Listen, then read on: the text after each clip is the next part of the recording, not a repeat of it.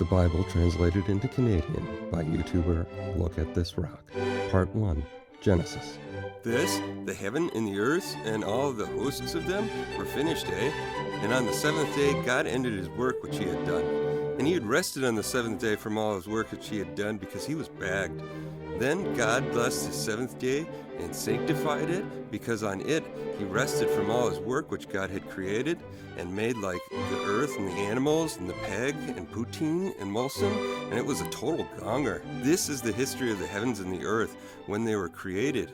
In that day the Lord God made the earth and the heavens, before any plant in the field was in the earth, and before any herb of the field had grown like barley for mulsum. So for the Lord God had not caused it to rain on the earth, and there was no man to till the ground or buy a twofer, but a mist went up from the ground like a foggy day, watering the whole face of the ground and made things really rough to drive in for sure. And the Lord God formed man of the dust of the ground and breathed into his nostrils the breath of life, Yeah.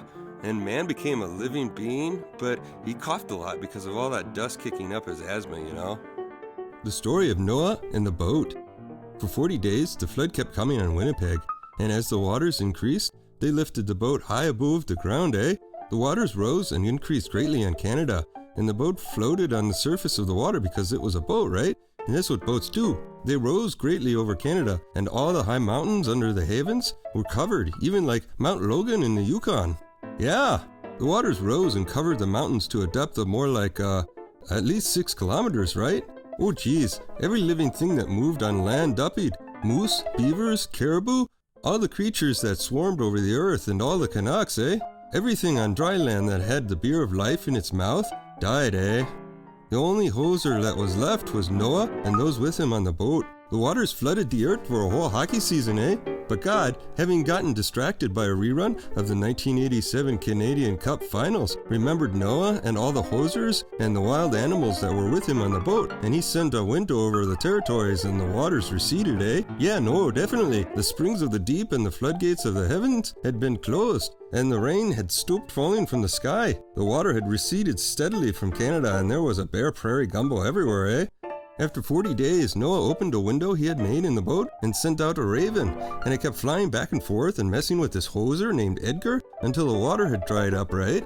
Then that knob Noah sent out a dove to see if the water had receded from the surface of the ground. But that hosehead couldn't find nowhere to perch because there was water all over the surface of Canada, so it drowned. Super sad, He waited 7 more days and again sent out another dove who was really nervous because he saw what happened to the other dove for sure. When that dove returned to him completely hosed in the evening, there in its beak was a fresh 2-6 from the local depth. Then Noah knew that the water had receded from Canada. Beaut, The story of Moses. Afterwards, Moses and Scotty Bowman went to the referee and said, "This is what the Lord, the God of Canada, says? Let my people go, The ref said, "Okie dokie, but who is the Lord that I should obey him and let your players go, I don't know the Lord, you hoser, and I will not let Canadians go." Then they said, "Take off, The God of the Canadians has met with us. Now let us take a 30-second time out to offer sacrifices to the Lord our God, or he may strike us with plagues or with moldy timbits." But the director of officiating said, "Moses and Scotty, why are you taking the players out from their penalty boxes, Get back in there, you blue-nosers." Then the referee said, "Look, the people in the stands are now numerous, and you are stopping them from watching the game, right?" Moses returned to the Lord and said, "Hey, you knob, why have you brought a kerfuffle on this team, Is this why you sent me? Ever since I went to the ref to speak in your name, he has brought trouble on this team with bad calls, and you have not rescued any of your players, right?" Oh, geez, Moses was pissed, The story of the wise men. And then Herod secretly called for the wise men and learned from them the exact time from which the star had appeared, Then they sent them to the peg, which was like 6 beer from there, saying, "Go give her, Search diligently for the child, and when you have found him, bring me word so that I may also go pay him homage. Now take off, When they had heard the king, they set out, and there, ahead of them, went the star that they had seen its rising, until it stooped over a place where the child was. When they had saw that the star had stooped, they were overwhelmed with joy. Yeah, On entering the house, they saw the child was with Mary, his mother, and they knelt down and paid him homage. Then, opening their treasure chests, they offered him gifts of like 15 tunies, a twofor, and a toque to keep that house head of his warm, eh? And having been warned in a dream not to return to that gold-suck Herod, they left out for their own territories by like another road or a freeway or something, eh? Jesus at the rink. So like, when Jesus heard what had happened, he withdrew by boat privately to a solitary place, right? Hearing of this, the crowds followed him on foot from the GTA. When Jesus landed and saw bare people at the rink, he had compassion on them and healed their sick. Yeah! As evening approaches, his buds came to him and said, "Oh geez, this is a remote place and it's already getting late. Tell those rink rats to take off, eh? So they can go to the villages and buy themselves some beaver tails or something." Jesus replied, "Sorry, eh? They don't need to take off, you hosehead. You give them something to eat. We have here only 5 timbits and a few double-doubles, you knob, and we bought them, eh?" They answered. "Bring them here to me," he said, and he directed the people to sit down on the Chesterfields they had set up. Taking the 5 timbits and the double-doubles and looking up to the heavens, he gave thanks and broke the bits. And then he gave them to his buds, and his buds gave them to those goal sucks that were hanging around, eh? And then they all ate and were satisfied, right? And his buds picked up 12 basketfuls of broken pieces that were left over. The number of those who ate was about 5,000 men, besides women and children, but they don't count those because this was biblical times, and we have better equal rights now in the territories, eh? The Gospel according to that hoser John. Chapter 1. The Word became flesh. In the beginning, there was the Word, eh? And the Word was with God, and the Word was God. He was with God in the beginning. Oh geez, this is already getting confusing. So like, through him, all things were made, right? Without him, nothing was made that has been made. So try to wrap your head around that one, eh? In him was Mozart, and that beer was the light of all mankind. The light shines in the darkness, and the darkness has not overcome it, eh? So, like, there was a hoser sent from God, whose name was John. He came as a witness to testify concerning that light, so that through him all might drink. He himself was not the light. He only came as a witness to the light, eh? The true light that gives light to everyone was coming into the world. He was in the world, and though the world was made through him, the world did not recognize him because the world was a bit slow, eh? He came to that which was his own, but his own did not receive him, as they were being a bunch of knobs, right? Yet to all who did receive him, to those who believe in his name, he gave the right to become sons of God, which could go on to be the opening band for Rush in '68 at the Coffin Show at the United Church in Toronto, right? So the Word became flesh, right? And made his dwelling among us, and had to wear a bunny hug and a toque because flesh gets cold, eh? John testified concerning him. He cried out, saying, "Oh, geez, this is the one I spoke about when I said, 'He who comes after me has surpassed me, because he was before me.'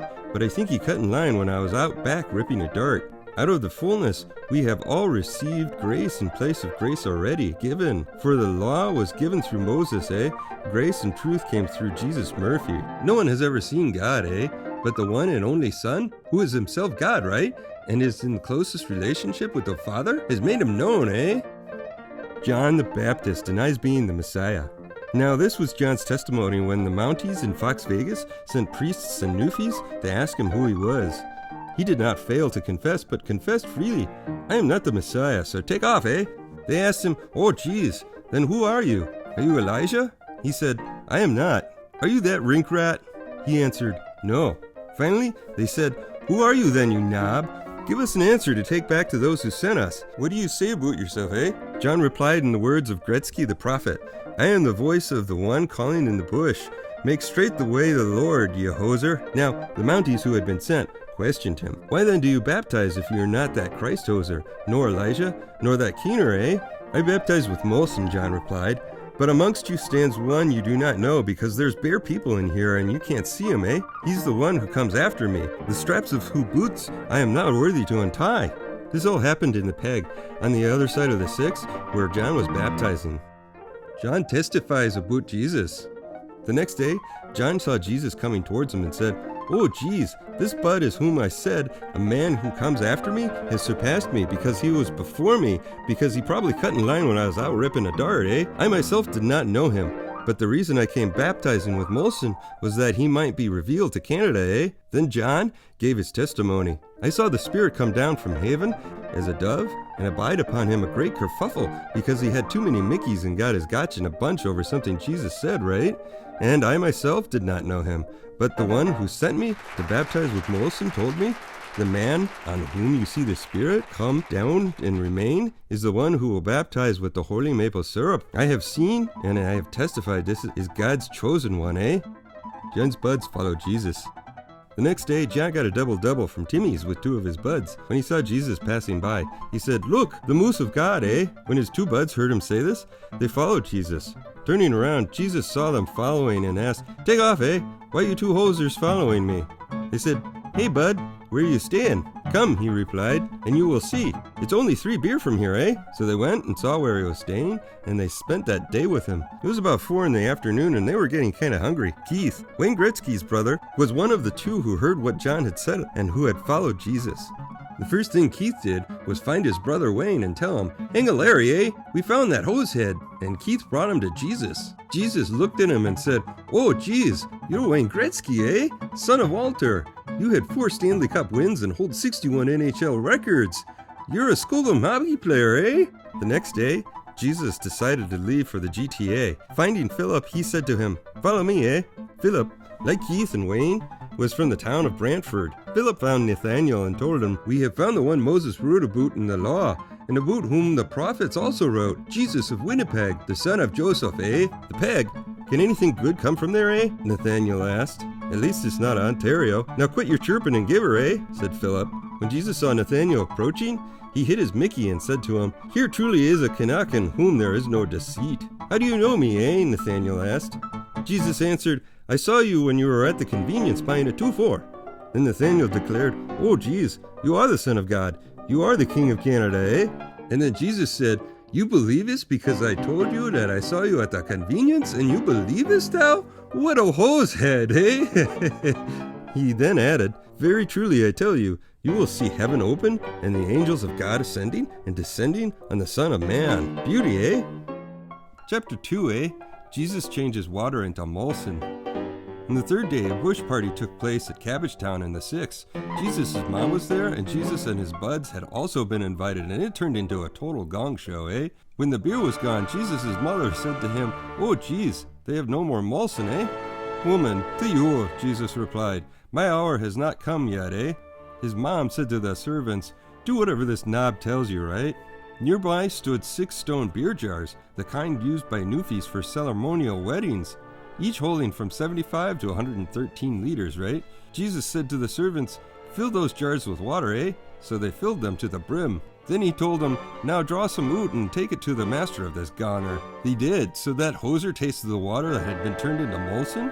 He didn't realize where it had come from, right? But the servants who had drawn it knew because they had more than a few brain cells and could remember things that happened 10 seconds ago, right?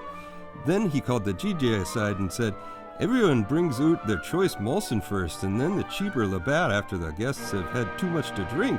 But you have saved the best till now, you knob." What Jesus did here in Cabbagetown of the 6 was the first of the signs through which he revealed his skookum, and his buds believed in him, yeah? After this, he booked it down to Danford with his mom and his brothers and his buds, eh? There they stayed for a few days. Jesus clears the rinks. When it was almost time for Victoria Day, Jesus went up to Fox Vegas, eh? In the rink he found people selling moose, beavers, and caribou, and others sitting at tables exchanging toonies and loonies, right?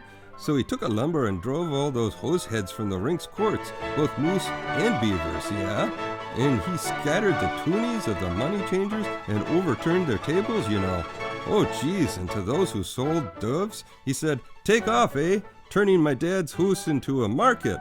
His buds remembered that it is written, "Zeal for your hoose will consume me," which got some of them wondering if the hoose was getting hungry, eh? The Newfies then responded to him, "What sign can you show us to prove your authority to do all of this, you knob?" Jesus answered them, "You sure goosed it now. I'll put the pucks to you, bud. Destroy this rink and I will raise it again in 3 days, eh?" They replied, "Oh, that's mint, bud. It has taken us 46 years to build this rink, and you're going to raise it in 3 days?" But the rink he had spoken of was his body. And after he had risen from the dead, his buds recalled what he had said, but it still didn't give them any insight into how to defeat him at that point since he was a zombie, right? And then they believed the scriptures and the words that Jesus had spoken. Now, while he was in Fox Vegas at the Victoria Day Festival, many people saw the signs he was performing and believed in his name, right? But Jesus would not entrust himself to them, for he knew all people and how a lot of them are hoseheads, you know? He did not need any testimony about mankind, for he knew what was in each person because he had, advanced knowledge of anatomy, Chapter 3, Jesus teaches Terry Fox. Now, there was a Pharisee, a man named Terry Fox, who was a member of the Marathon of Hope, right? He came to Jesus at night and said, "Hey, bud, we know that you are the teacher who has come from God. No one could ever perform the signs that you are doing if God were not with him, And Jesus replied, "Very truly, I tell you, no one can see the great rank of God unless they are born again." "How can someone be born when they are already old, you hosehead?" Terry asked. Yeah. Surely they cannot enter a second time into their mother's womb to be born, because that would be weird and awkward, especially at family reunions. Jesus answered, "Yeah, no, definitely. I'll tell you. No one can enter the rank of God unless they are born of Molson and the maple syrup, Flesh gives birth to flesh, but the maple gives birth to syrup. You should not be surprised at me saying, you must be born again, The wind blows whether it pleases, right? You hear its sound, But you can't tell where it's coming from or where it's going. So it is with everyone born of maple syrup." "How can this be?" Terry asked. "You are Canada's teacher, said Jesus. "And do you not understand these things?" "Oh, geez. We speak of what we know. We testify to what we have seen. But still you hosers do not accept our testimony. I have spoken to you of earthly things, and you do not believe.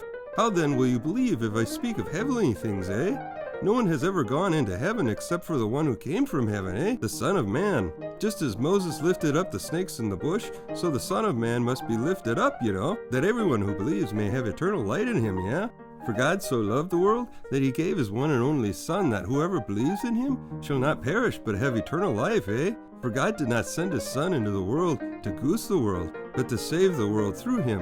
Whomever believes him is not goosed, right? But who does not believe stands goosed already, because they have not believed the name of God's one and only Son, Jesus. And this is the verdict, So pay attention.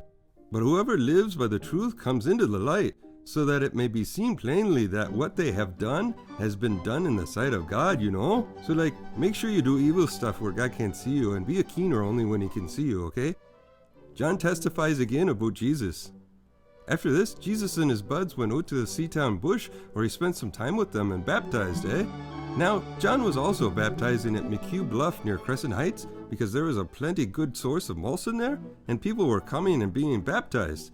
This, of course, was before John was put into the box for ice sticking, Then, a kerfuffle developed between some of John's buds and a certain Newfie over the matter of ceremonial washing. Oh, it was bad, And they were about to put pucks to each other, right? They came to John and said to him, "Hey, bud, that keener who was with you on the other side of Victoria Park, the one who you testified about, look, he's baptizing and everyone is booked to him, To this, John replied, "Oh, geez, don't get your gotcha in a bunch, A Canuck can only receive what is given them from heaven.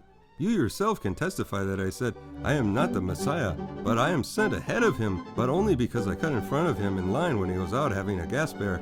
The bridge belongs to the bridge groom, right? The bud, who attends the bridge groom, waits and listens for him, and is full of joy when he hears the bridegroom's voice. That joy is mine, right? And it's now complete. He must become greater, I must become less. Beauty, The one who comes from above is above all.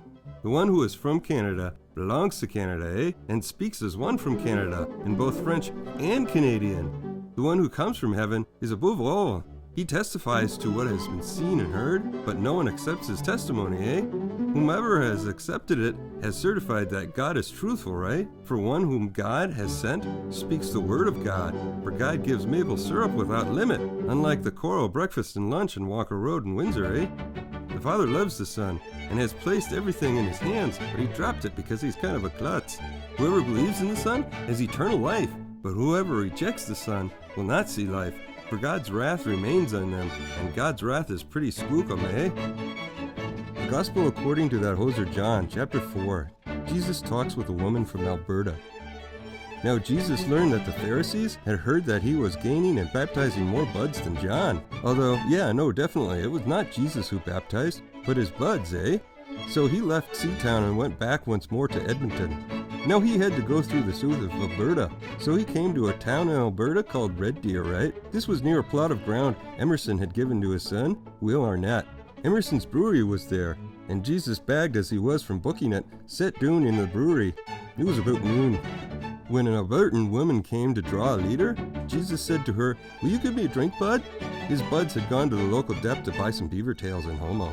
The Albertan woman said to him, "You are a pogie, and I am a woman from Alberta, eh? How can you ask me for a drink?" Jesus answered her, "If you knew who I was, you would have asked me, and I would have given you a Labatt."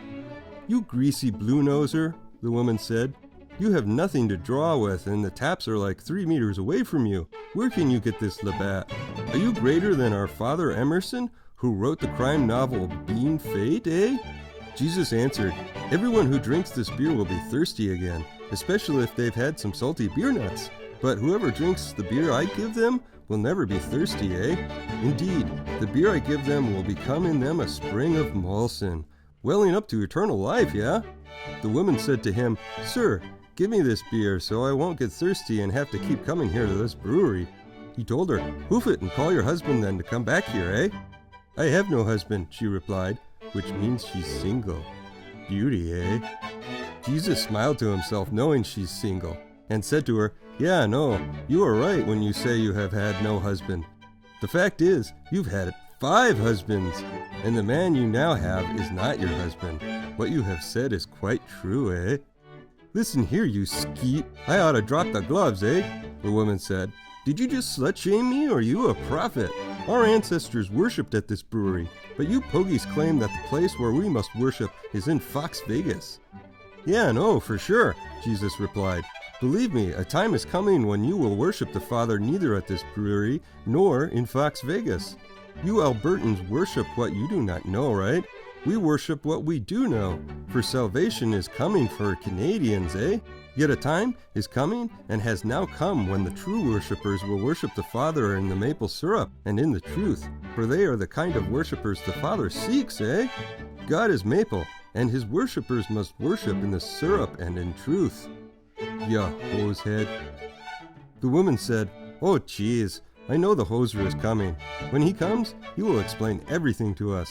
Then Jesus declared, "I, the one speaking to you, I am he, eh?" Jesus' buds rejoin him. Just then, his buds returned and were surprised to find him talking with a woman, as Jesus doesn't have much game, right? But no one asked, "What do you want, eh?" Then, leaving her beer glass, the woman went back into town and said to her people, "Oh, geez, you best be booking it to the brewery to see a man who told me everything I ever did. Could this be the hoser we've heard so much about?" They came out of the town and made their way towards him. Meanwhile, his buds urged him, "Oh, hey, bud, eat something, will ya?" But he said to them, "I have food to eat you know nothing about, eh?" Then his buds said to each other, "Could someone have brought him food, or did that knob tell us to do a dep run for nothing?" "Oh, geez, don't get your gotch in a bunch, eh?" Jesus said.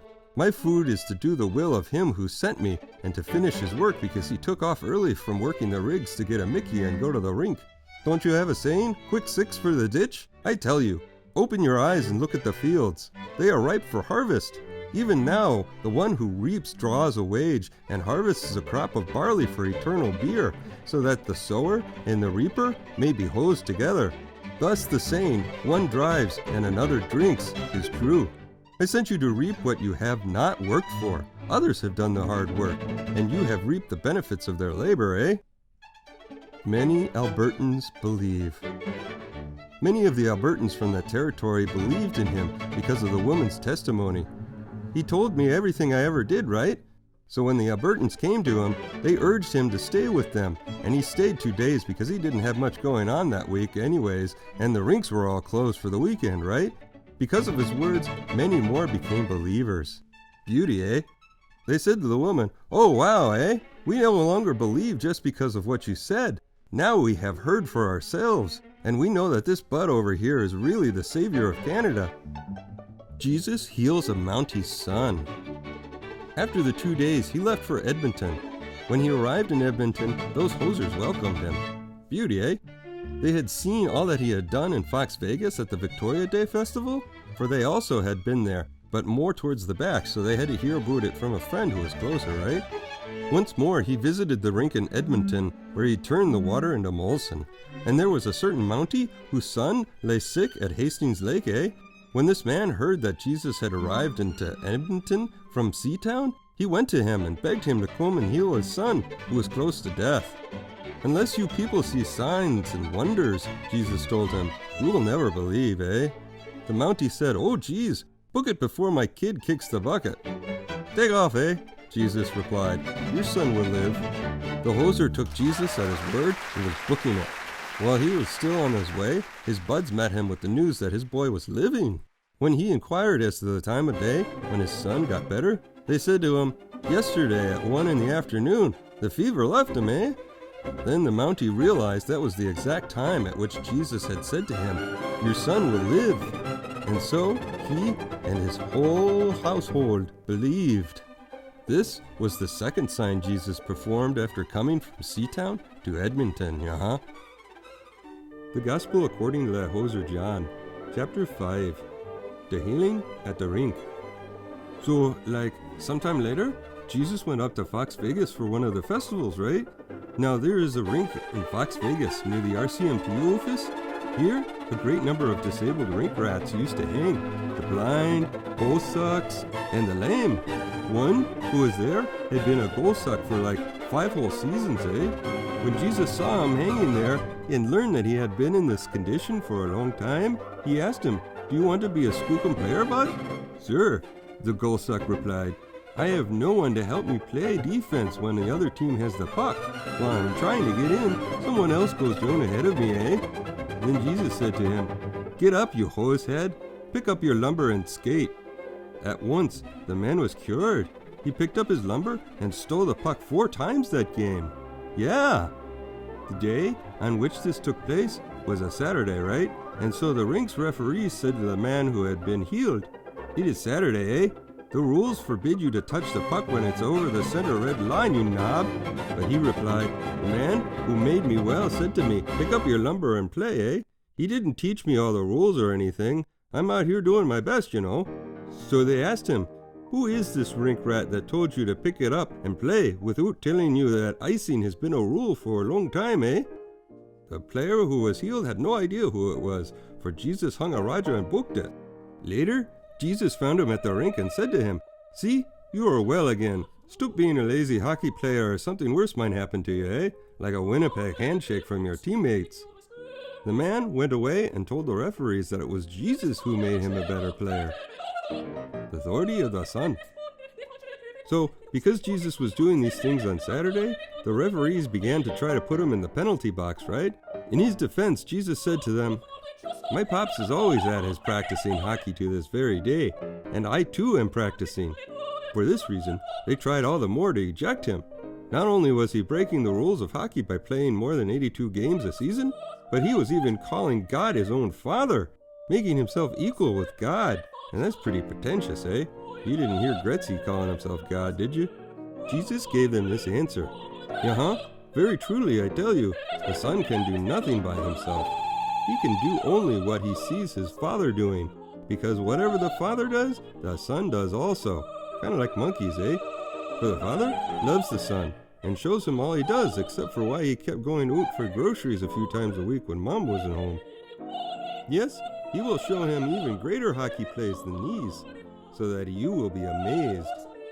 For just as the Father raises the dead and gives them life, even so the Son passes the puck to whom he is pleased to give it. Moreover, the Father judges no one, but has entrusted all judgment to the referees, that all may honor the game as they honor the Father.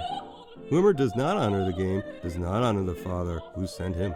Whoever hears my word and believes him who sent me has eternal beer, and will not be assigned a penalty, but has crossed over from the penalty box to the ice. Very truly I tell you, overtime is coming, and has now come when the rink rats will hear the voice of the Son of God, and those who will hear will play, some in the minor leagues, but some in the NHL, eh? For teams like the Oilers and the Maple Leafs, Yeah, that would be mint, eh? For as the Father has skills in himself, so he has granted the Son also to have skills on the ice. And he has given him authority to play because he is Canadian. Oh geez, do not be amazed at this. For a time out is coming when all who are in their penalty boxes will hear his whistle and come out. Those who have done what is good will rise to play, and those who have done what is evil will rise to be ejected, eh? By myself, I can do nothing. I judge only as I hear, right? And my judgment is just, for I seek not to please myself, but only sponsors like Timmy's and ESPN, eh? Testimonies about Jesus. If I testify about myself, my testimony is not true because I polished off 4 Mickeys and I don't know what I'm saying, right? There is another who testifies in my favor, and I know that his testimony about me is true, eh? You have sent to that hosehead John, and he has testified to the truth, eh? Not that I accept human testimony, or even the dog's testimony, but I mention it that you may be saved. John was a lamp that burned and gave light, and you chose for a time to enjoy his light. Oh, jeez, I don't know what the heck I'm going on about. I have testimony weightier than that of John, right? For the works that the Father has given me to finish, the very works I am doing, testify that the Father has sent me. Plus, I think I have it written down here somewhere, too. And the Father who has sent me, he himself has testified concerning me. So take off, eh? You have never heard his voice, nor seen his form, nor does his word dwell in you. For you do not believe the one he has sent. You study the rule books diligently, because you think that in them you will have eternal beer, right? These are the very rule books that testify about me, yet you refuse to come to me to enjoy a twofer. Well, give her, bud. I do not accept glory from human beings, but I know you, right? I know that you do not have the love of Canada in your hearts. I have come in my Father's name, and you do not accept me. But if someone else comes in his own name, you will accept him. So take off, you knob, before I give you a Winnipeg handshake and walk around in your toque. But do not think I will accuse you before my dad, eh? Your accuser is Moses, on whom your hopes are set for a skookum season, right? If you believed Moses, you would believe me, for he wrote about me. But since you do not believe what he wrote, how are you going to believe what I say, eh? The referees looked amongst each other and said, "Boy, this guy's hosed, eh?" The Gospel according to that hoser John. Chapter 6. Jesus feeds the 5,000. Sometime after this, Jesus crossed to the far shore of the North Saskatchewan River, right? And bare people followed him because they saw the signs he had performed by healing those Saints Decians at the Bunspiel rink, eh? Then Jesus went up to a higher spot in a white mud park and sat down with his buds. Civic Day was near. When Jesus looked up, he saw a great crowd coming towards him. He freaked a little and said to Philip, "Where shall we buy some timbits for these people to mock, eh?" He asked this only to test him, for he already knew that there was a Timmy's about 1 beer from there. Philip answered him, "It would take more than like 400 toonies or something to buy enough timbits for each one to have a bite, not even counting the singles and double-doubles people might want." Another of his buds, Keith, Wayne Gretzky's brother, spoke up. "Here is a boy with 5 barley waters and 2 small beaver tails, but that still leaves us about 4,998 beaver tails short, right?" Jesus said, "Look at here, you hoser." There was plenty of grass in that place, and they sat down. About 5,000 men were there, but remember, this was biblical times, and they didn't count the women and the children like we do now in the territories because we have equal rights now, eh? Jesus then took the barley waters, gave thanks, and distributed to those who were seated as much as they wanted. He did the same with the beaver tails, eh? When they all had enough to muck, he said to his buds, "Grab the leftovers, eh? Let nothing be wasted, for we might come across some pogey that might want it." So they gathered them and filled 12 baskets with the cans of a suitcase of barley waters left over by those who had become hosed, eh? After the people saw the signs Jesus performed, they began to say, "Oh, geez, surely this is the prophet who is to come into the world, right?" Jesus, knowing that they had intended to come and make him king by force, grabbed his lumberjacket and booked it to a bar by himself. Jesus walks on the water. When evening came, his buds went down to the river, where they got into a boat and set off across the river for the Edmonton Valley Zoo to sneak in and play with the otters and the house hippos, right? By now, it was dark, and just like a hosehead, Jesus had not yet joined them. A strong wind was blowing, and the waters grew rough for sure. When they had rowed about 1 or 2 clicks, they saw Jesus approaching the boat, walking on the water, right? And they were shit-baked, eh? But he said to them, "It's just me, eh? Don't be afraid, you knobs." Then they were willing to take him into the boat, and immediately the boat reached the shore where they were heading. Really? The next day, bare people that had stayed on the opposite shore of the river realized that only one boat had been there, right? And that Jesus had not entered it with his buds, but they had gone away alone. Then some boats from the Edmonton Rowing Club landed near the place where the people had mucked the beaver tails after the Lord had given thanks, eh? Once those hosers realized that neither Jesus nor his buds were there, they got into the boats and went to Fort Saskatchewan in search of Jesus. Jesus, the barley water of life. When they found him on the other side of the river, they asked him, "Hey, you hoser, when did you get here, bud?" Jesus answered, "Oh, geez, bud. You were looking for me, not because you saw the signs I performed, but because you drank the Molson and are hosed, eh? Do not work for barley water that spoils, but for Molson that endures to eternal life, which the bartender of man will give you. For on him, God the Father has placed his seal of approval, right?" Then they asked him, what must we do, eh, to do the works that God requires? Are we even qualified for the gig?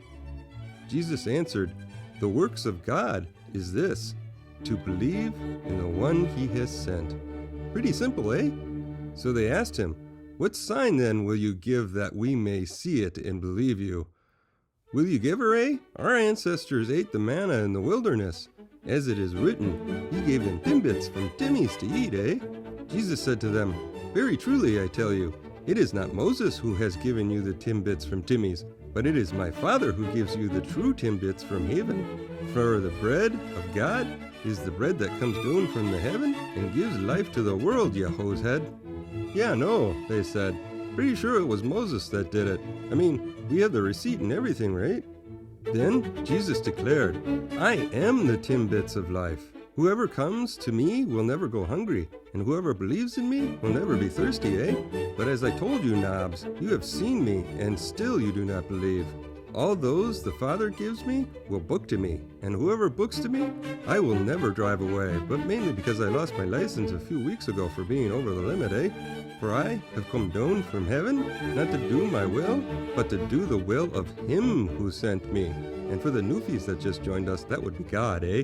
"This is the will of him who sent me, that I shall lose none of all those he has given me, but rise them up at the last day, which will probably be a Monday morning, so they have time to enjoy the weekend, right? For my Father's will is that everyone who looks to the Son and believes in him shall have eternal beer, and I will rise them up at the last day, right before the giant asteroid arrives."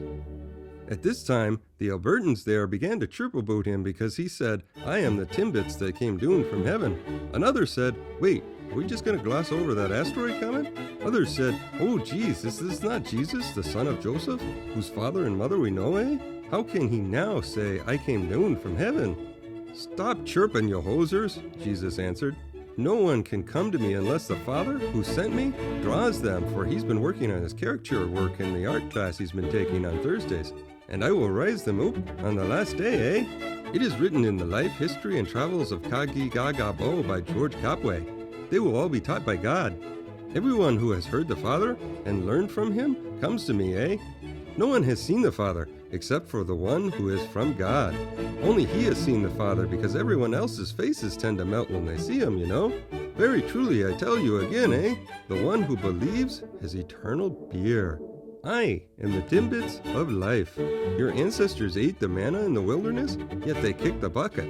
But here is the timbits that come down from the heavens, which anyone may eat and not die, because it comes from Timmy's and wasn't sitting out on the bush for a week, getting all moldy, eh? I am the living timbits that come down from heaven, you blue-nosers.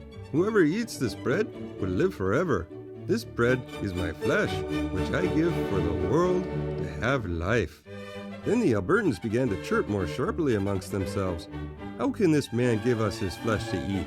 Doesn't he know about prions and the disease Kuru, eh?" Jesus said to them, "Very truly I tell you, hosers, unless you eat the flesh of the Son of Man and drink his blood, you have no eternal life in you.